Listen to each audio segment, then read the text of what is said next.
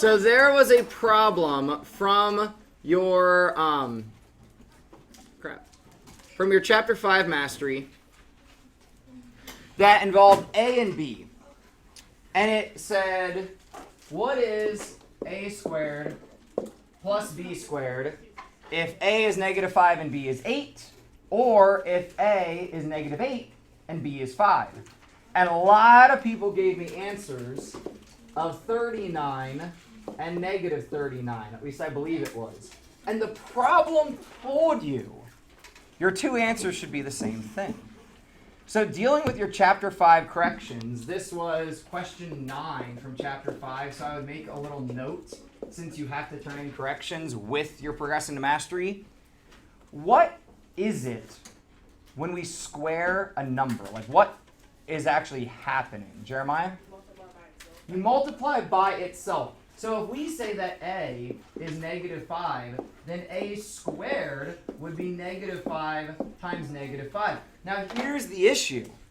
If you type into your calculator, and this is why I keep telling you your calculator is stupid, all it knows how to do is what you tell it to do, and unless you really think, it can make mistakes really easily. So if I hit -5 squared, what should it be when I have -5 times -5?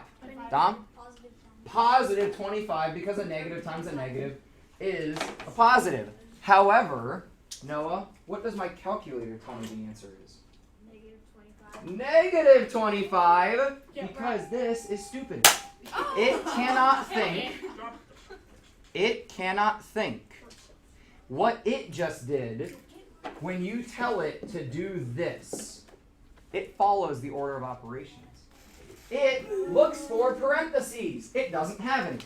Then it looks for exponents. It does have one. So it does the exponent and squares 5 before it ever sees this negative.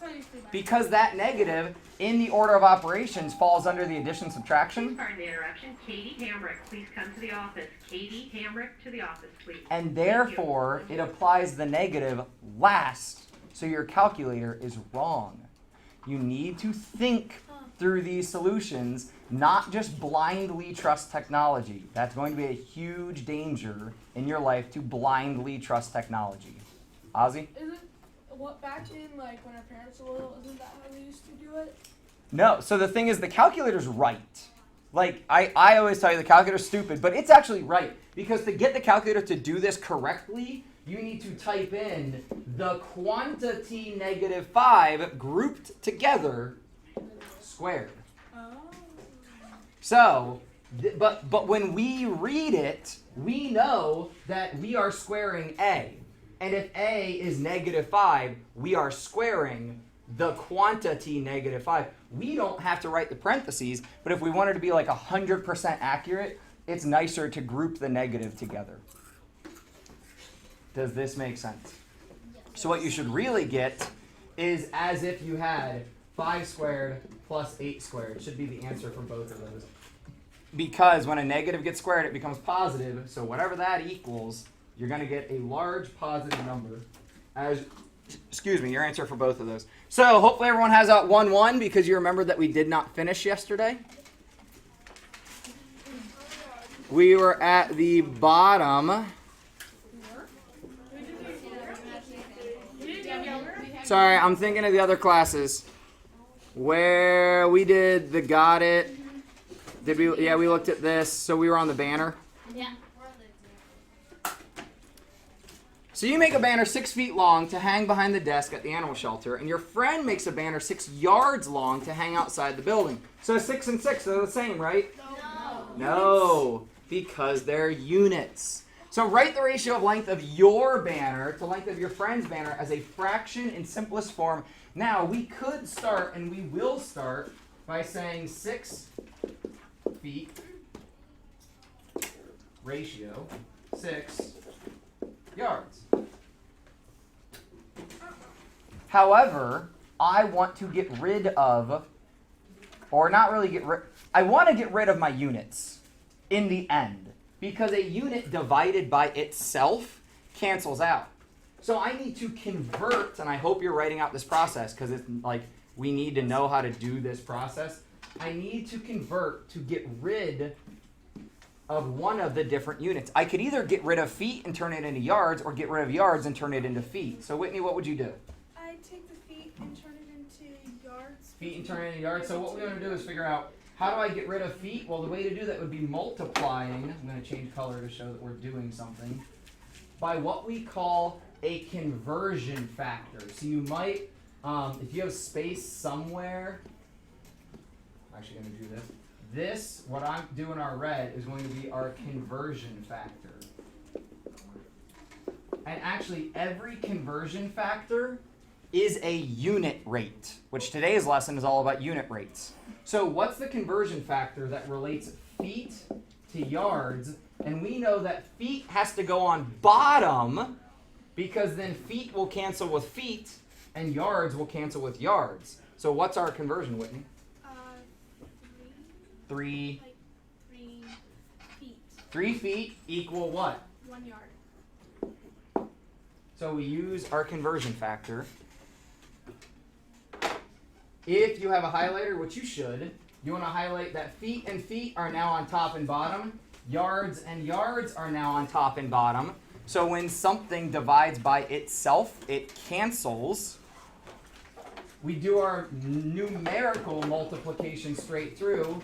We get 6 over 18, which we can reduce. How can I reduce both of these? Don? Well, what am I dividing by? Oh, you divided by 6. We're dividing by 6 to do the reduction. Remember, that's how we reduce our fraction. Find a common factor they can both be reduced by. And this becomes 1/3. Your banner is 1/3 the length of your friends.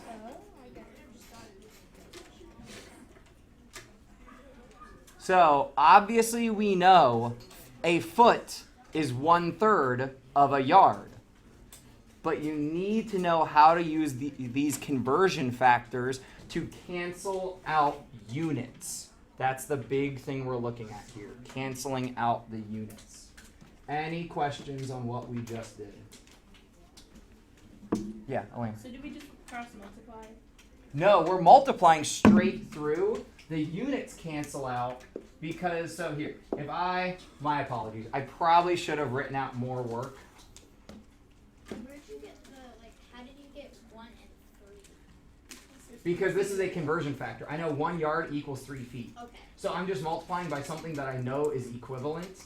So I'm not changing this because I'm changing the labels. That allows me to change my unit, like my numbers. Okay. So this becomes 6 feet yards. And this becomes 18 yards feet. Multiplication is commutative. So we know that feet times yards and yards times feet is really the same thing, because we had yards here, feet here, yards there. So these two units now cancel each other out. That becomes just 6/18, which reduces to our 1/3. Does that make a little more sense of why our units? Because really our units multiply by each other, but since they're different things, we just leave them as feet times yards. We can't really actually multiply them. Monica? Why don't you put the feet on the top? Won't it still cancel out the same way? No, because I start with feet on top. So if I put feet on top, do not write this next thing down. It is wrong. But sometimes it's good to look at what's wrong so you know what's right. So I could use my conversion factor flipped the other way depending on the problem. But if I tried to do it here with 3 feet equaling 1 yard, this is still true. 3 feet equals 1 yard. But when I do the multiplication through, this would give me 18 feet times feet. And this would give me 6 yards times yards. Can these units cancel out now? No, because we don't have the same thing on top and bottom. So that's why we have to put the unit that starts on the bottom when we use our conversion factor, the unit that starts on top has to then go to the bottom, because if I put the other one on the bottom, it goofs everything up. So I need to have feet on bottom and yards on top, which would move where my numbers are and flip it like we had it originally. Any other questions? Because this is weird.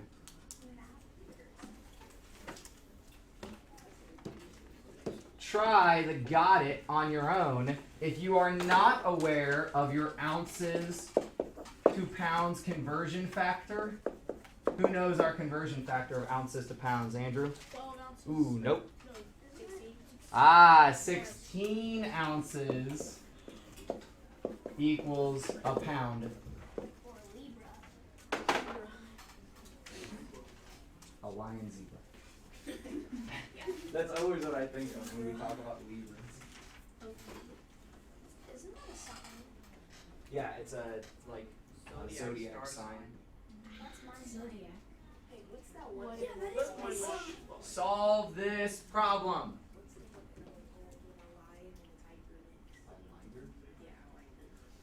Or a tiger.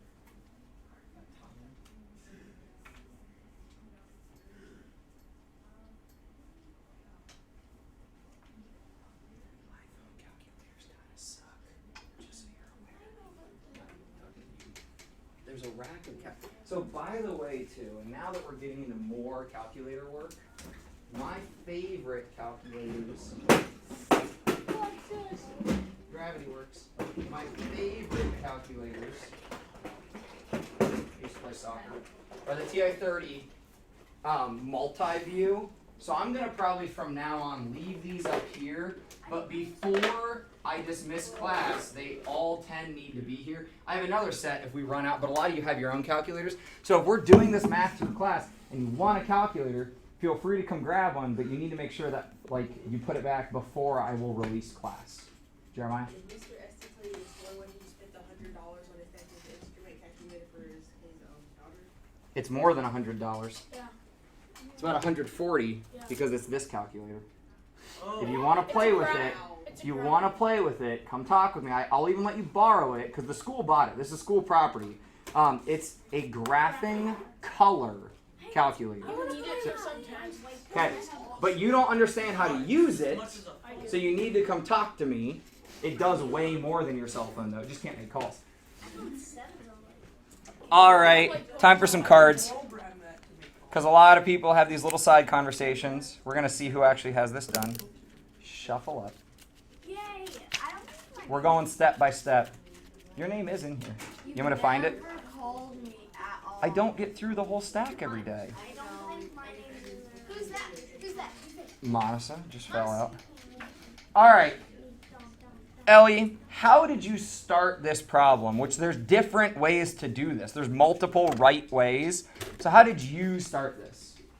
I started it by putting 12 ounces over 3 pounds. Yeah, because they say kitten's weight to puppy's weight, if we want to be accurate and set this up correct from the beginning, we're going to have the kitten on top and the puppy on bottom, which is going to give me 12 ounces on top and 3 pounds on bottom. For what it's worth, my puppy, quote unquote, who's still under a year, weighs about 80 pounds. Your puppy. Wait. Oh, Oh, sorry, I'm going cards now. I thought you had a question. Elena, what would I do next? You put one pound on top and then 16 ounces on the bottom. Boom. We use our conversion factor. So actually we don't have an equals. When we're converting, this has to multiply. So I put 1 pound on top. And whether you put the S there or not is up to you, because we're talking about a single pound. Or you can talk about 1 pounds. That's kind of weird, but people let it happen. And 16 ounces on bottom so that your labels are diagonal to each other. If I'm going to write out everything including the labels, then Dom, what does my numerator become? Go. So your numerator, you'd make that to 6. You would make it and convert it, right? Yeah, so I'm going to walk through to get my values. I multiply straight across. 1 pound into 16 ounces. What's in there? What? What is my numerator? Quit trying to solve the whole problem. What's my numerator? Okay, your numerator is 16 ounces. How? What? We already put our conversion factor here. Oh! We're now okay. multiplying. I'm skipping ahead. Yeah, stay with us, man. That's 12. 12 Ounces. ounces over, but it's not just ounces. It's ounces, pounds. because my ounces multiplied by my pounds.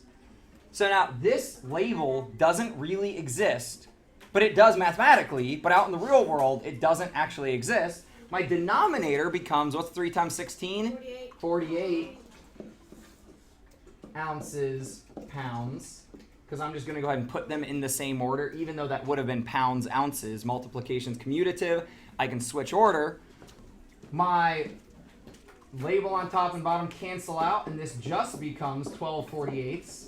And those can both reduce, Noah, by what? To 1/4. They can reduce to 1/4, but what did you divide by to get there? I divided by 6 on each, so I got 2/8, and then I divided again to get 1/4. So we could have really divided, if we go greatest common, we can divide by 12 on top and bottom and get 1/4 as your answer. That kitten weighs 1/4 of the dog. So if we had 4 kittens that weighed the same thing, that would then level out to be equal to 1 dog. That is such a small kitten, such a small dog. How many dogs do you have? Me, 3 dogs, 2 Siberian Huskies and 1 German Shepherd. The German Shepherd we adopted this spring. Actually, she's almost a year old. Her birthday was in October. Oh, your huskies? These last problems are optional. If you want to solve them, good for you. It's good extra practice. We're shifting into unit rates. Go to 1, 2. Don't cross them out. They're just there for when you're bored. I'm never bored. I have a job for Miss Goldring. All right. A unit rate. A unit rate. A unit rate. Julian! Stop talking! I repeated myself 4 times while staring at you. And you continued to have a side conversation with the person behind you who you're not even looking at. Can you understand how disrespectful that is? Can you make the right choices? Can you show me that you can do that? I'm sorry for having to call you out. There we go. But maybe where you're sitting is a bad choice. A unit rate, for the 5th time, is something you see all the time. If you go grocery shopping with your parents, it's the entire produce section is full of unit rates. If you are driving in a car or watching a car advertisement, there's unit rates involved. If you are wondering how much a pizza costs, there's unit rates involved. Unit rates are pretty much everywhere in the real world. This is what I talk about by this year's math skills are some of the most important, because unit rates are really how you can either spend more money than you need to or save money and have the extra money to do what you want to. The world, like financially, will try to trick you. I'm telling you this now. The world is not necessarily a nice place. People that you're buying things from want as much of your money as possible. So us as Americans have gotten stuck in this mentality that if I buy more, if I buy a bigger quantity, I will save money. Hence, Sam's Club, Costco, all those other places where you can buy bulk items. Because people used, so let's say I go to the store and I want to buy a candy bar. It's probably going to be like $1, something close to that, right? But if I go to Sam's Club, I could buy a pack of 24 candy bars for like $18. So that's cheaper than, now I'm just making numbers up, but that's probably close to what it would be. So if I buy larger quantities, I normally save money. But now these companies have realized that we are stuck in that mentality, and they've started to turn the tables. If you go to the grocery store, and actually Kroger does this for you. I shop at Kroger, so I don't know about Giant Eagle or the other places. On the price tag, there is a unit rate given, and it will tell you price per ounce or price per roll or price per whatever it is. Go look at the aluminum foil or the toilet paper or any of those sort of items and compare if I buy, let's say aluminum foil, because I've got this example on the other side of my wall, right there behind Sean. There's a roll of 25 feet of aluminum foil, costs 99 cents. It's on sale for 99 cents. 25 feet, linear feet of aluminum foil. The larger roll, actually I think that was a daily low price, 10 for 10, right? They're $1 a piece. There was another roll, one box, more expensive, $2. but it had 75 linear feet. So much. So which one's the better deal? The 75 foot, right? Or like when you look at salsa jars. I have another example out there, salsa jars. And I don't remember, don't like come get mad at me if I said the aluminum foil wrong. I forget what exactly those pictures were. But guys, the grocery store has so much math involved in it. So my proposal to you, start going to the grocery store with your parents and tell them anytime I save you money, you owe me that money. Try to use your math skills to help your parents purchase the cheaper unit priced items. And you get money. Yeah, so this has worked before, and you got to have the right parents for this to work, and you got to actually go to the store and care about math. But if you take a few extra seconds to choose which package do I want to buy, you can often save money based on unit rate. Andrew, Yeah, my mom, she like It's not her gonna work. professional, like not really, but she's a stay-at-home mom. But like professional thing is to like save money and coupons and stuff. yeah, So a lot of I people wouldn't save lots of probably- money. I probably wouldn't be able to cheat her out because she's the one who even taught me the unit rates and stuff. Mm-hmm. And she's like, this is the best one, and that's not, and like she never like buys bulk because it's like. Yeah. I wouldn't be able. Real quick, then we got to move on. The only time that you would ever need bulk is like price of like toilet paper and like Yeah. that's it. Like you should just buy store brand stuff because that's So you cheaper don't than like. So brand. there are some things that like bulk will make, like non-perishables. So like toilet paper, non-perishable. It's like paper towels, things like that. And like restaurants, a lot of restaurants use Costco and Sam's Club because they go through so much stuff. But when we get down to what the unit rate is, hang on to these thoughts for a second. We got to get through just a little bit. The unit rate is the rate for blank blank of a given quantity. Andrew? Something, I don't know. 1 unit? 1 unit of a given quantity. So you can either write the word 1 or write the number 1. It is 1 unit of a given quantity. So one of your values is going to have a number, and the other value will be 1. So my RAV4 that I drive gets approximately 24 miles per that's miles per hour. If we were doing miles per gallon, I get approximately 24 miles per gallon of gas. If I want to talk about miles per hour, if I'm driving on 270, I'm probably driving 70 miles per hour. What that means is if I drive for 1 hour, I will go 70 miles. So if I drive for half of an hour, how far would I go? 35. There's your equivalent ratios. Exactly what we talked about yesterday. Mr. Hudson? It's easy to make ratios out of everything. Like, I can see right now at every school, there's at least one student that wears a pair of pants or whatever. But you need to compare that to something else. Yeah. So you could say like 1, 2, 3, 4, 5, 6, 7 pants wearing students to 13, 14, whatever it is, non-pants wearing. So you need to compare 2 quantities. But I agree, it is really easy. Ratios are everywhere. So, hey, you highlighter people, because you should all have highlighters, the 1 is always the denominator. So you cannot say 1 mile per 14 hours. What? Huh? 1, like that. You start with the actual number. You read that first. Then you say per 1 of whatever it is. And the per always indicates division, as we have talked about previously. So the reason that the per actually tells us division, and most people get messed up with this because they say like, okay, bananas are 55 cents per pound. So then to find your price, you use multiplication.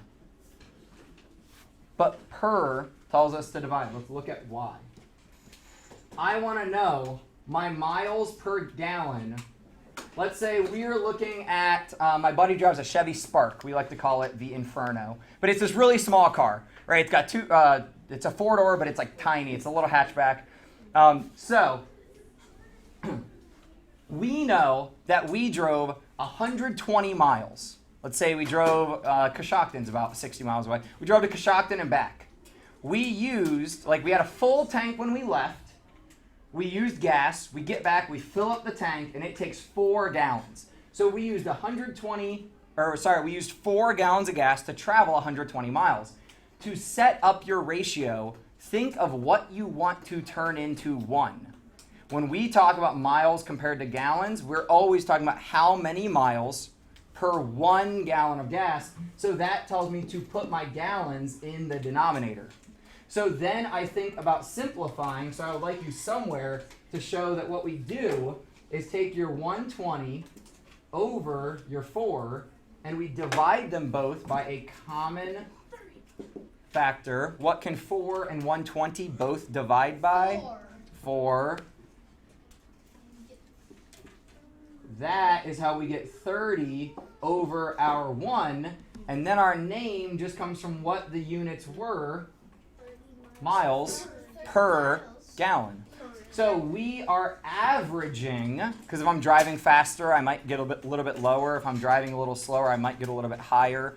Because actually the perfect, most cars are tuned to get the best miles per gallon at 55 miles per hour. That used to be the speed limit on a lot of highways, used to be about 55 or 60. So they engineered the engines. They designed the vehicle to get optimum gas mileage at 55 miles an hour. So if you go higher than that, you actually get worse, even though you're traveling faster. And if you go lower, like slower than that, you also get worse because you're going slower. So any questions on how we got our 30 over 1, which turns into 30 miles per gallon, which we can then read, I did capture that, we can then just write out, we got 30 miles per gallon. You no longer have to show it as a rate. Your rate, quote unquote, happens in your label. Tells me that this used to be a rate. So now my question is, if I have a full tank of gas, 10 gallons, how far will I go? Jeremiah? Han? 300 miles. Because you take your unit rate and then you multiply by however many of the quantity that was 1 you have. And that just show, we're not going to get through all this, that's fine, to show why this would be 30 miles over 1 gallon. If we have 10 gallons, we want to multiply this by 10 gallons. We want to get rid of gallons because I want my answer to be miles. So to get rid of gallons, it has to be on top. So I say 10 gallons. 10 gallons is just 10 gallons. So I put it over 1. When I multiply through, my gallons cancel, and I would get 300 miles. That's a lot of miles. We're going to do more work with that. We're not even close to the end of class, but tomorrow we're going to do more, or not tomorrow. Next week, we're going to do more application work with how we use the unit rates to solve problems. So to reemphasize, because I was talking to somebody this morning, your main concern right now needs to be having your Chapter 6 work totally done, above 80%. Check those grades. If you're curious, I printed a report yesterday, I think afternoon. Yeah, it was during my planning period. If you're curious, your Chapter 6 grades, I have them printed, so you can come check in with me if you need. Sean? Since our masteries tomorrow, will you post like a practice mastery? If you remind me later, I can try. Like really, for Chapter 6, if you've done all the practices, and you understand it well, you shouldn't need extra practice because the whole chapter's basically using the same skills, but I'll try to throw together an activity. Let's try this. Let's have you guys try this, actually, because I think you're good enough. So my sister used to live in Maine, and one of the cool things that we did in Maine was we went lobster fishing. Yes. Now, you don't actually fish for lobster. You just drop down traps and pull them up. And there's a lot of laws about lobsters you can keep or not keep, because as lobsters get bigger, they keep procreating and making more lobster. So if you want to be able to continually fish lobster, you can't take the little guys. You got to let the little guys do their thing and make more lobsters. So you can only keep the big lobsters. And you know how big a lobster is based off how long it is, but it has an exoskeleton, which is a hard shell. So every time it grows, it has to molt. This word molt means to break out of its old shell, and then the new shell hardens up and becomes like its new exoskeleton. So if a lobster molts approximately 20 times in a 5-year period, we want to know how many times, and I'm actually going to label this molts per year. How many times does the lobster molt per 1 year? Now, we don't have to put the 1 here, but if you're at all like struggling on any of this, the more detail you put, the better it is to, like, the easier it is to remember. So you can't really put too much detail. Take a few seconds. I'm going to pull a card anyways. Some of you guys, I don't know how you still have feeling in your hand. Your hand is always in the air. Yeah, it's in a Always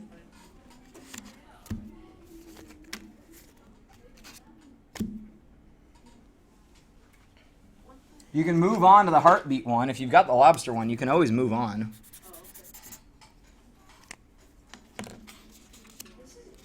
So, Jaslyn, what original ratio did you set up? For that one, Yeah, for the example one. I put 20 to 5.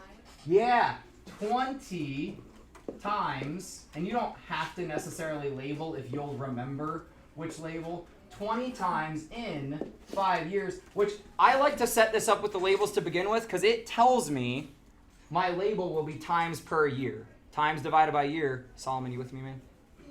Times divided by year is times per year. So then what can we reduce by? Do you know that, Jaslyn? 5. We can divide by 5, top and bottom, because we always have to do it on the top and bottom. And this becomes 4 over 1, which I can then just say is 4 molts per year. Jeremiah? Try to do the next one. Not yet. Take a few seconds to do the next one. Jeremiah's chomping at the bit, which is an old horse term, if you've never heard of that. Chomping at the bit. Horses have a bit in their mouth. Yeah, it's how they steer the horse. When I was little, you know how like horses' teeth are so big? Mm-hmm. I would, so when you go to this pet expo at the Convention center. yeah, and there you can feed horses and camels there, and like my little sister would just go right up to them and feed them, and I would like my mom and dad would have to push me up because I was scared of their teeth. Oh yeah, they are scary. All right, so when we talk about heartbeats, ooh, what a great reminder. By the way, I don't think I've told this class yet. Have you ever seen me taking a pill in the middle of class? Have I told you guys? You need to get on top of Who remembers what it's called? Because it's really hard to say. Not at all. I have taking the pill. I have no effect. It affects my heart, but I don't feel it. It's called ventricular tachycardia. Oh, yeah. Very long word. It's like a so. It doesn't really do anything. Why do you have It controls my blood pressure. I just don't feel anything because I've been taking it for so long. If I didn't take them for like days, then I would start to feel kind of weird. Because what it is an arrhythmia. And an arrhythmia means your beats per minute gets goofed up. So most of us, a resting heart rate would be about 50 to 60 beats per minute. But your kids, so your heart rate's going to be higher because you have a smaller body and you're growing, you're developing more. So your heart is doing more. So adults, as you get up to an adult, if you have too high of a heart rate, they might like do something to help you bring that down, or like have you work out or do some stress relief stuff or things like that. Flynn, this is actually coming to you actually. Alright, so like I take medication too, but like how come like whenever like you take stuff like like your health, like you can't feel, but like when it has to do with like mentality, like ADHD, depression, like that, how come you can feel that medication? Because it's whether it's a neural system that you actually like process. Like my brain doesn't really process what my heart's doing because it's like an automatic process, but my brain is processing my emotions. So if I take something that like alters my emotions, I'm gonna know it like just in my brain. I don't necessarily know my heart in my brain. You know what I mean? Like Yeah. I feel my heart when it gets out of rhythm. Yeah. And it just makes me feel kind of like anxious, actually, like back before I figured this whole. But this is like a 10-year-old like we discovered this a long time ago, so I'm fine. Just don't get weirded out when I forget to take my pill and then I remember. I'm supposed to take it with breakfast and with dinner. So, all of that to say, Flynn, if we want to set up beats per minute, what will the initial ratio that you stack up, what will that be? It'll be 219 over 219 over 3, and we know this is beats per minute. Now, here's the thing. When we look at reducing fractions, we are used to trying to find a common factor that we can divide them both by. But when we talk about unit rates, I know what I have to divide by. I have to divide by the denominator quantity. So we have to divide by the 3. So this numerator will not always be an integer, and that's fine. This, like the answer you get when you do this one is. Don't freak out. This one is, I believe. But it will not always. If your unit rate comes out to be a decimal, that's fine because we don't actually leave it in fraction form. So, who's got this? Anish, you got this answer? 73 beats per minute. Yeah. 73, and we could stack that over 1, but because it's over 1, it doesn't matter. So it's just 73 beats per minute. So this person is probably not doing much, maybe walking if anything. Now there are optimal heart rate zones for working out and like burning calories, and you can talk to Mr. Smith about that. There are different zones depending on your age and your body type. Solomon? This is an off-topic question. So make it quick. Okay, so are we still going to be able to sign up for robotics club? That has nothing to do with me. That is totally Mr. Kabila. Yeah, I know. But So I can't field that question. I don't know. Yeah, I had a funeral, man. I'm sorry. I wasn't here Monday. That's when Math Counts happens. You can't be mad at me that I had to go to a funeral. So this is what I'm talking about with your unit rate coming out to be a decimal. Your unit rate is solving. You're not just simplifying a fraction. You're solving a problem, bless you, for what one of something is worth or one of something costs. So if you looked at the intro screen, that riddle, Acadia, or kind of mathy type riddle, was dealing with unit rates. What is one horse worth? What is a pair of horseshoes worth? What's a pair of boots worth? So I'm going to print that out and probably post it somewhere. But if you're curious about the riddle, it is not as easy as you think it is. So here I give the intro example. Ozzy, you with me? Yep. I give the intro example of if I go to the movies and I buy 4 tickets and they cost $25. And I want to know what did each ticket cost because I need you guys to pay me back. I say $25 divided by 4 tickets. I do the division by 4 and I get $6.25. So this is not a proper fraction. We do not like decimals in our fraction, but that's okay because we don't want a fraction as an answer. We want our unit rate as the answer, which is no longer written as a fraction, and we're fine. So the last thing we're going to do today is figure out which of these shirt companies has the best price per shirt. Now be careful. Listen to the unit rate we're trying to solve. Price per shirt.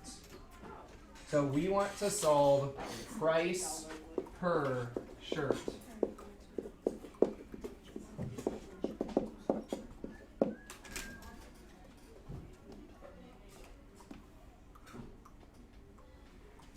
While you're solving this, little side story for you guys. Back in college, my fraternity had a t-shirt screen press.